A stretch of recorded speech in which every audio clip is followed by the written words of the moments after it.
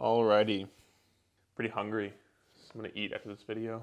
What's going on YouTube? Welcome back to the channel, or welcome to the channel if you're new, if you're first time here, what's going on? Either way, hope you're doing super well. In this video, we're gonna cover something that most people don't spend a lot of time on, but it's something that can yield you a huge benefit in return, and that is something called diet breaks. So we're gonna cover what diet breaks are, we're gonna cover the benefits of them, we're gonna cover who could benefit from them, we're gonna cover the mental and physical benefits of them, all and more in this video. So let's just dive right in, all right? But actually, before we do, remember, hashtag Pancake Syrup Gang is now live. What this is if you like the video, subscribe to the channel and leave a comment with the hashtag Pancake Syrup Gang within the first 24 hours, you will be entered to win a chance to win free coaching from me, a free coaching call from me, free entry into challenges, and more. There's been a ton of people winning them, so please feel free to enter yours as well. Other than that, let's dive right in. So first and foremost, what is a diet break? It's basically what it says. You're taking a break from the diet. How long is it? It really just depends on so many different factors. It depends on how long you've been in a diet. It depends on how much weight you have to lose. It depends on your mental and physical state of dieting. So it depends on a few things.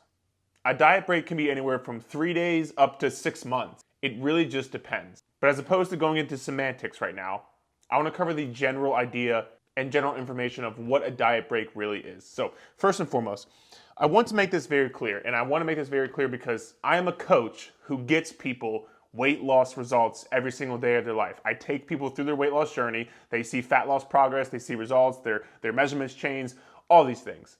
And I think there's a stigma behind almost like what I do. And like, yes, of course, I make you see results. Yes, of course, like my clients enjoy their weight loss journey, they see progress, all these things. But I would be lying to you if I said there isn't periods of maintenance involved. Because let's face it, you can't diet every single day, 365 days of the year for the rest of your life. You would go insane. You would lose your mind. It's not fun. It's not sustainable.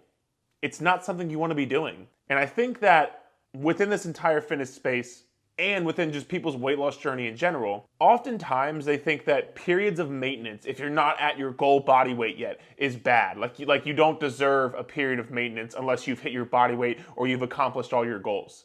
I'm here to tell you that's fucking stupid, and it's not how you should think about it, because that's not what's going to be sustainable and best long term. You can have periods of maintenance and that's okay. For example, as I'm filming this video, the holidays are coming up. Halloween's in a week. And then obviously we have Thanksgiving and Christmas. You can take this period and say, I'm gonna eat at maintenance calories as opposed to trying to be in a calorie deficit, because right now it's super crazy for me. The kids are gonna be out of school, we're traveling, we have all these events going on.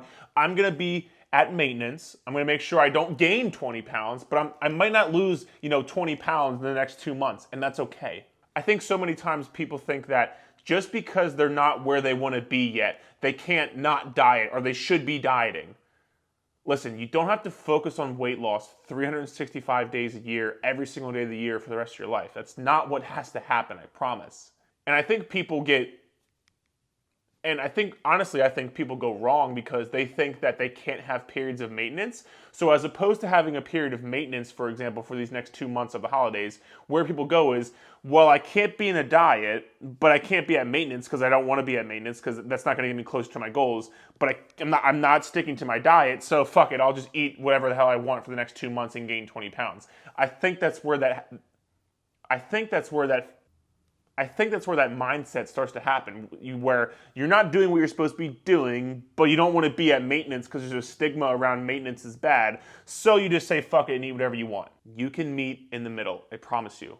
It's not bad, you're not weak, you're not less of a person, it's not like you're getting farther away from your goals. Because let's be honest, as opposed to you taking a maintenance, what are the other options? Normally, like I just said, normally what happens is you're not in a deficit, but you're not at maintenance, so you're in a calorie surplus, which means you're going to gain weight.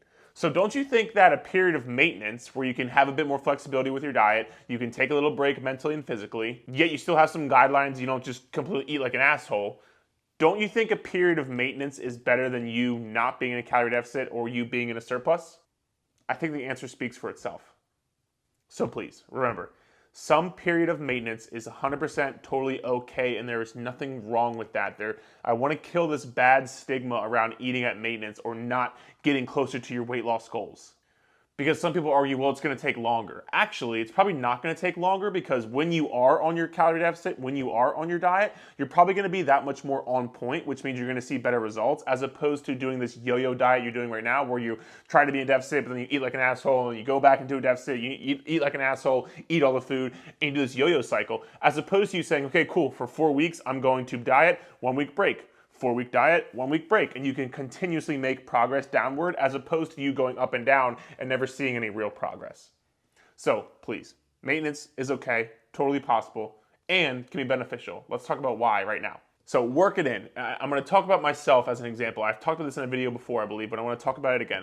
Right now, I'm on a 9-week mini cut, and I'm on my 4th week currently. So I went into this mini cut thinking it's only 9 weeks. I have to diet hard for 9 weeks. I have to be consistent. I have to hit my workouts. I have to hit my steps.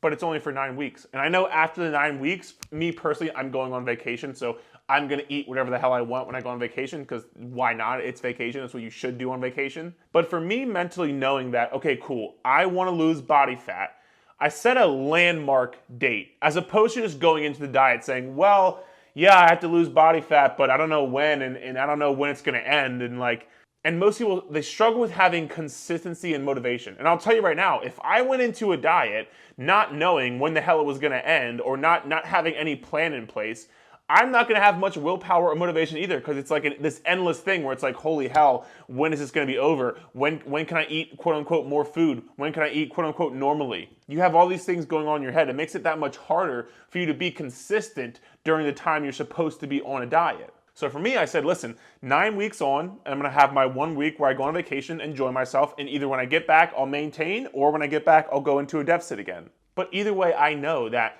when I'm on this, like, it's time to go. It's time to be consistent so I can make the most progress possible, because again, it's only 9 weeks. And then again, right now I'm at the 4-week mark. So there's 5 weeks left. So for me mentally, and again, this may or may not work for you, but I've seen it work for myself and a lot of my clients.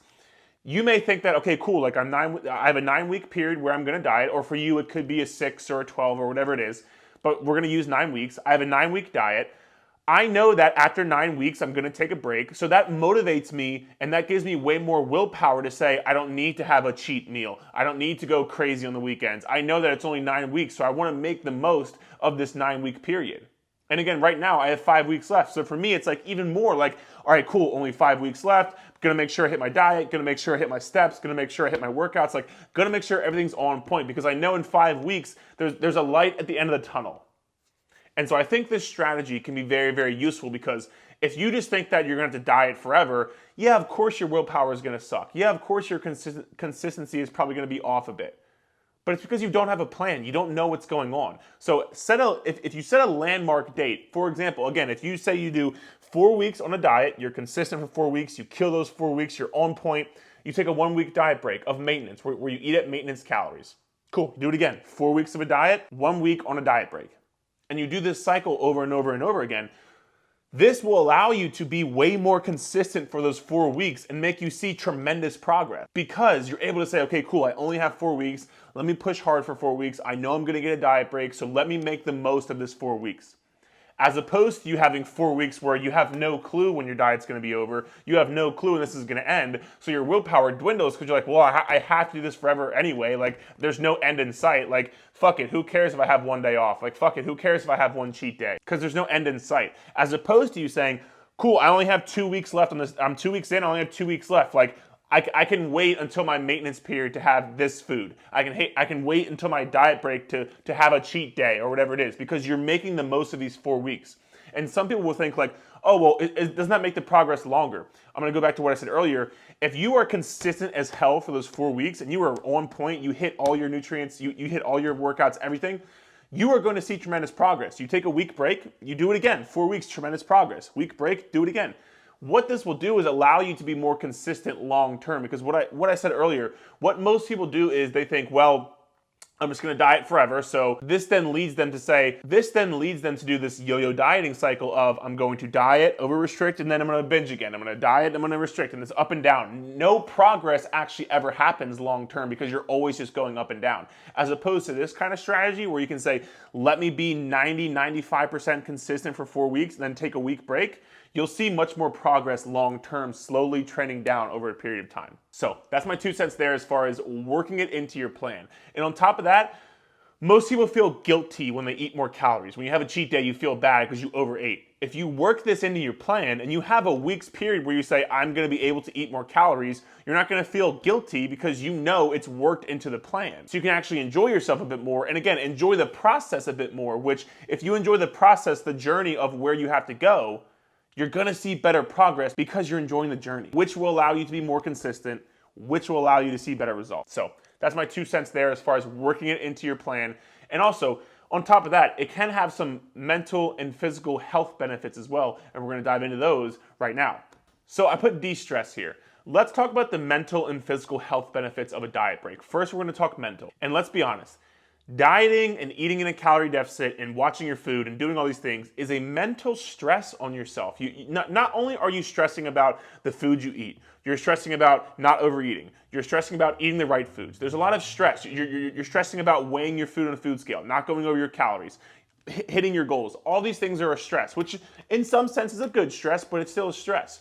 Now, let's add in the fact that you're a parent. Let's add in the fact that you are a teacher. Let's add in the fact that you have other responsibilities outside of just dieting. All these stresses start to add up. And again, I talked about it earlier in the example above of having, say, 4 weeks on a diet and 1 week off. This stress accumulates. So you get super stressed, and your willpower dives off, your motivation dives off, and you just say, fuck it all together. When you take a diet break, you can take a step back from all the stress you're putting on yourself with dieting. You don't have to be so strict with your food choices. You can enjoy a bit more flexibility with your food because you have more calories. You may not even have to track calories during this time. You may say, I'm taking this time to not track calories. Whatever it looks like for you. Point being, you can take a step back and de-stress a bit from the diet, which again, long term will allow you to see better progress and better adherence because you are able to stick to the process more. You're able to do things more consistently, as opposed to just being super stressed out 24/7 and just trying to push through anyway. Normally not going to work for most people. So when you take a diet break, you can de-stress a bit, which is going to help you long term. So that's the mental side of things. Now let's talk about physical, because there are some physical benefits to having a diet break. Remember, when you go into a calorie deficit, you are putting a stress on your body. Automatically, when you go into a deficit, you're putting a stress on your body. It's a necessary stress to have you lose weight, but it's still a stress.